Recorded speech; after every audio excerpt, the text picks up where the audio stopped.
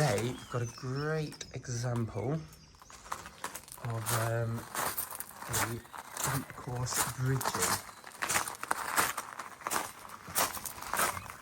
You can see the render gone straight to the floor. So, how you feeling, Heath? As good as can be.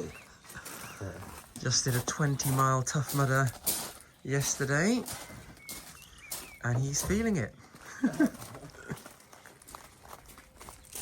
So we'll be finding the damp course line. We'll be protecting a bit more thoroughly than this. And then we'll be cutting it back.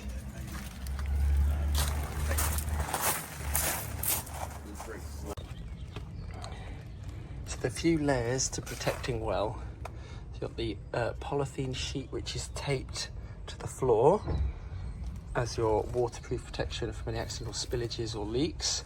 Then we've got the ply, or in this case chipboard, on top of that to take any bangs and dings, and then the tarpaulin on top of that to make clearing up as we start removing this render much easier.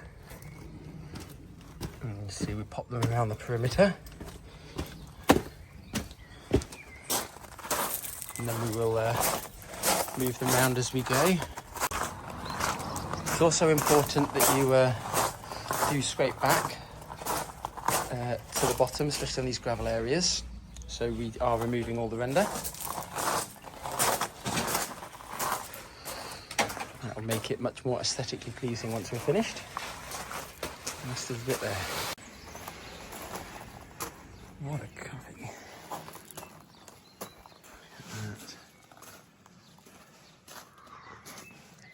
Got the walking corpse there.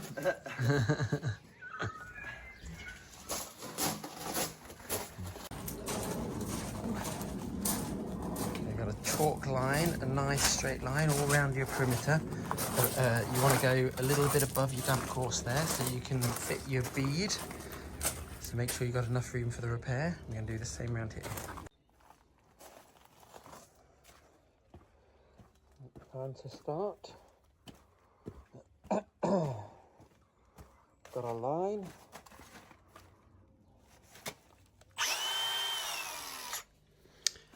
Now it's time to cut the line, and my favourite method is an angle grinder.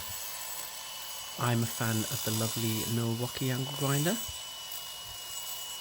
Yeah, and I've got a universal blade there, very strong diamond cutting blade. So once we've followed all the way around the perimeter, followed that blue line all the way around the house, which it does take longer than you think. You've got to allow a decent bit of time. We then come along with the beastly demolition hammers here that you see the Plasteringguru Chris demonstrating. And then we go around the whole perimeter with the demolition hammer, which works an absolute treat at getting this off. That is a Makita demolition hammer. I've got 3 different sizes, but that one is a good one. And then of course cleanup's very important, so we've cleaned up all the rubble. The protection we've used does make cleaning up much easier as well. And then I do also like to, we've got a commercial vacuum cleaner that can handle rubbish, rubble, plaster. So once it's all vacuumed and cleaned, it's then time to apply a primer over the wall, because this is an old wall, incredibly dusty even though we've just vacuumed it. And be as generous as you can with this. This is a specialist water-based primer for very porous bricks. So this is a different primer to perhaps one you've seen us use before. There's a red universal primer, but because these bricks have very high suction, they are more suited to this water-based primer. Okay, we are fitting the drip beads now.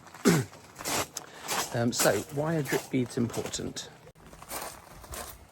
You can see here, we fitted them all along where the render went to the floor. It bridged the damp course, which meant effectively, think of render as a carrying device for moisture, and when it goes over the damp course, it is allowing effectively a bridge, a way for the water and moisture to jump over that damp course line and continue up into the wall, and that will get inside the house, and that creates mould and damp, moisture, high humidity. So we've broken it up here, and the reason bell beads or drip beads are so important is because what can happen, the water as it runs down the wall, it'll sit here, and then the underside will draw it into the building, so the water can run in here, and then it'll get into that brick, and then it'll go into the other side. Not massive, but it does happen, and it can build up over time. So this bead here, this is a specialist drip bead. Not all drip beads have this, but this is what I consider the gold standard. You see that little bit that sticks out there, where the moisture runs down. Any moisture that tries to drip down and back hits that and will stop there and fall clear of the wall. So this will guarantee no moisture is going to run under the bead and back into the wall. Whereas if we've just cut it and left it, there is a chance it could run down and get drawn back in. Think of exposed render particularly, as a bit of a sponge for moisture. So I also, to make sure, let's see, here's the damp course, it's an old one, but to make sure the render doesn't go over this, I like to use a very strong sealant glue that I will then put thick full bead all the way along. This will also stick the bead nicely, and then you have extended this damp proof barrier, so then the render sits above it, and then there is no possible way the render can breach.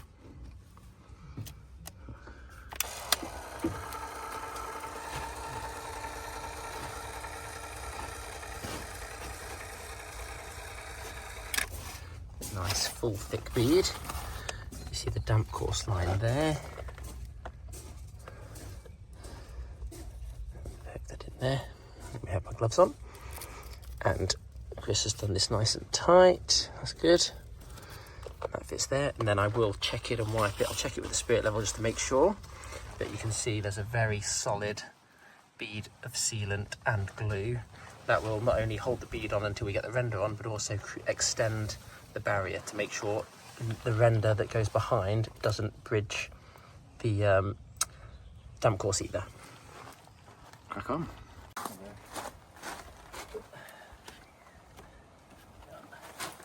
So I'm going around applying the render roughly where it wants to be. Let's scrap the first coat, and Chris is following behind, ruling off and scratching it up ready for the next coat. So you just got to make sure the scratch coat is set far enough back so your final coat, bearing in mind this is a pebble dash finish, will be that very old pebble dash, it's a new pebble dash. Pebble dash needs a little bit more top coat thickness, so you want to make sure you've got at least 8 mil or so, 8 or 10 mil for the top coat. We've got plenty of thickness here. I've used 14 mil drip beads, which are ideal. They work perfectly with the existing.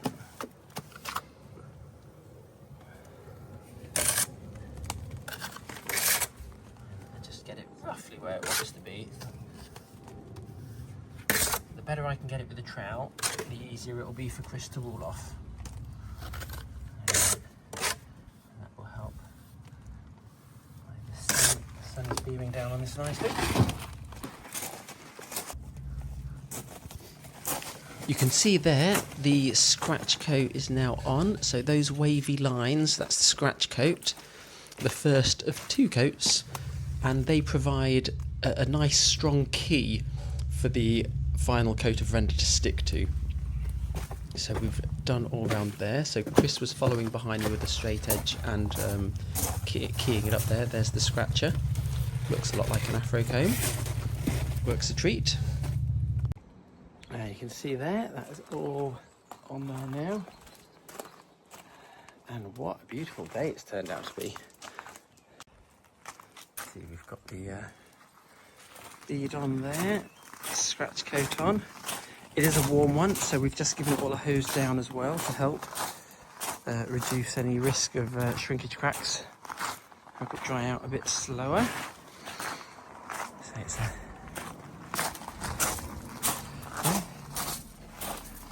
once Ethan's covered up all there.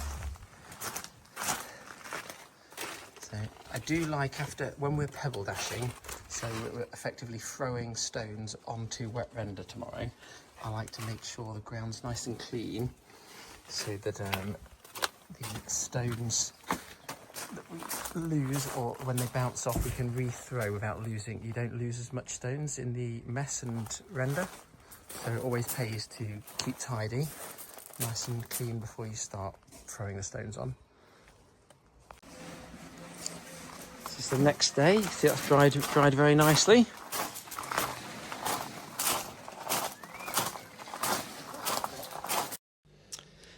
And it's a super warm one today, so we're actually, you'll notice I'm with the hose now. Quick time lapse of us mixing up as well. So we're going to soak all the render down there, and that's had one soak. But it's a very warm day today, so we're actually giving it another one straight away, and actually a third one. It's really quite porous, so this really helps with pebble dashing to keep the render a little bit more moist, stop it from sucking too quickly. Beautiful gears mixed up ready. It's about 5 bags. We'll start round to the side. Start over here, got my trusty kneeling pad. It's actually a gardener's kneeling pad. They work really well for when working because we're on our knees a lot, as you can imagine. So that little gardening kneeling pad works really well. And I'm going to go along here, putting the final coat on, and then Chris will follow behind me, hopefully dashing, putting the pebbles on. We're using 10mm gravel stones on this one. Pea shingle works really well. If you're doing a full wall, you can use there's all sorts of decorative dashing stones you can get. But around the 10mm ones are the standard size, so you can get slight variation. You go a little bit smaller, 6 to 8mm. We are now applying the final coat of render. So this will have the dashing stones thrown onto it. But what we want to do first, apply it to the appropriate thickness. Now, patching into pebble dash can be tricky. Perhaps obvious reasons, it is quite lumpy bumpy, but on the other hand, that lumpy bumpiness can also work in your favour for hiding the lines.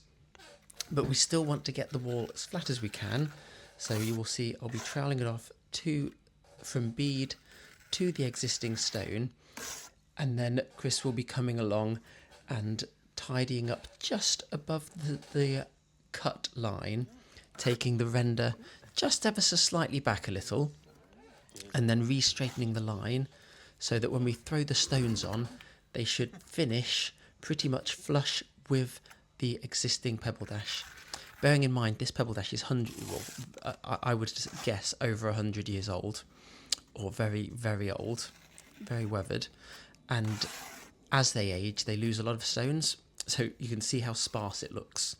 That's not because it's a different type of pebble dashing, that is just because it is much, much older and has been weathered. However, it has been very recently painted, which keeps it looking a bit sharper. So do keep on top of your painting when you've got pebble dash, if you've painted it, because you can of course leave pebble dash naturally sort of cement coloured.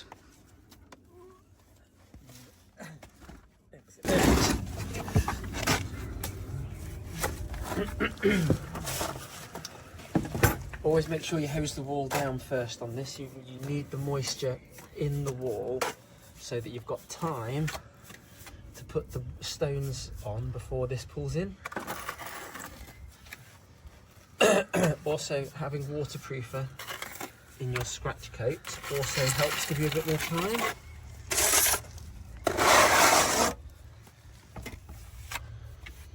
So you'll see Chris is following behind me. Now he is actually wiping and cleaning away above the line that we cut, and I am now going back with my trowel and through years and years of experience, carefully using the edge of my trowel to pull it all back, just so we're a mil or two, a couple mil on that line, behind that line, and then Chris is cleaning the line as we go, just for a tidier, neater finish, so that we don't get the cement stains on the existing render. And now we're throwing the stones on, so this is the final finish.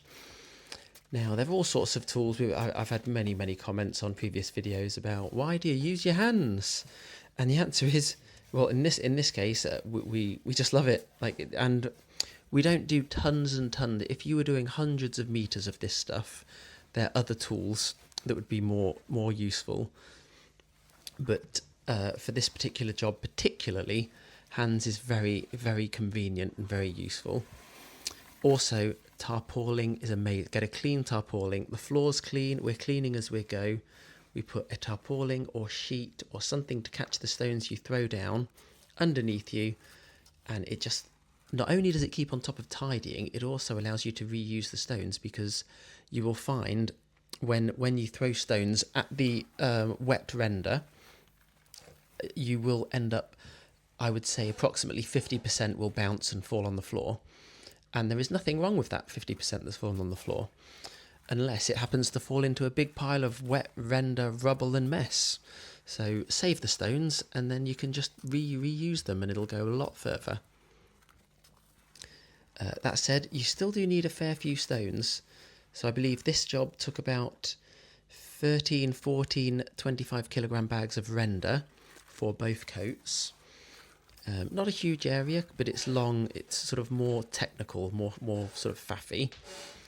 And it used about 5 full 25 kilogram bags of stones to get a nice covering over it as well. But it's fairly simple. Throw the stones at the wall.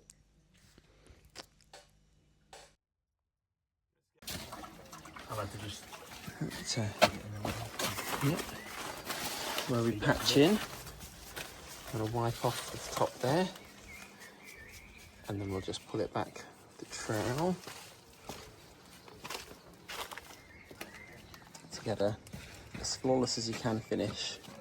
When patching in Pebble Dash, you will notice, as seen over here, so you can see this is very old. You see how sparse this is? That's a very old Pebble Dash. It's not different, it's just, it's got the same stones, but it's just had years and years, decades of paint that have made them look more bulbous. Once this is painted, it'll blend in. This is an example of a more recently pebble dashed wall, and you'll see that once painted, blends in seamlessly to that. But there is a slight challenge when blending into very old Pebble Dash.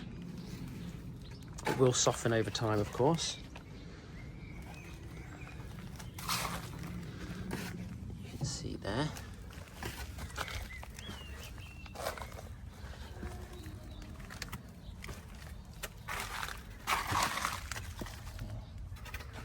Throw it in a bucket. Yeah.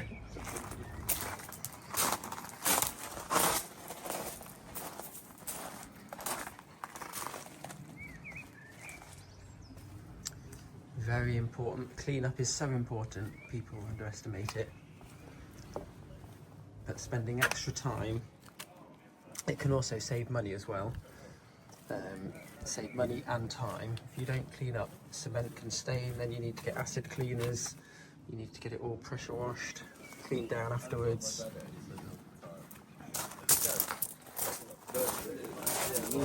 It's silly that he says it, but it's an actual thing.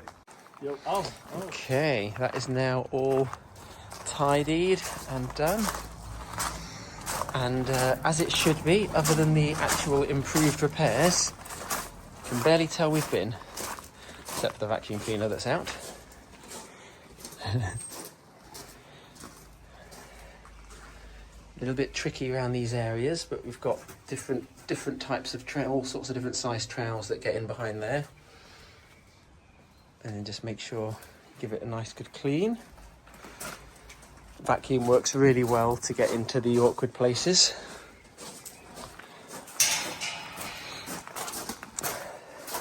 And that is how you repair or install and upgrade the DPC, the damp proof course, or repair a bridged damp course. So when the render runs to the floor, which you definitely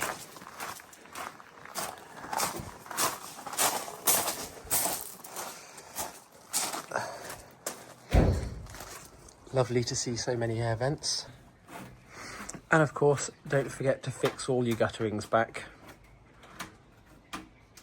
Thank you, Chris.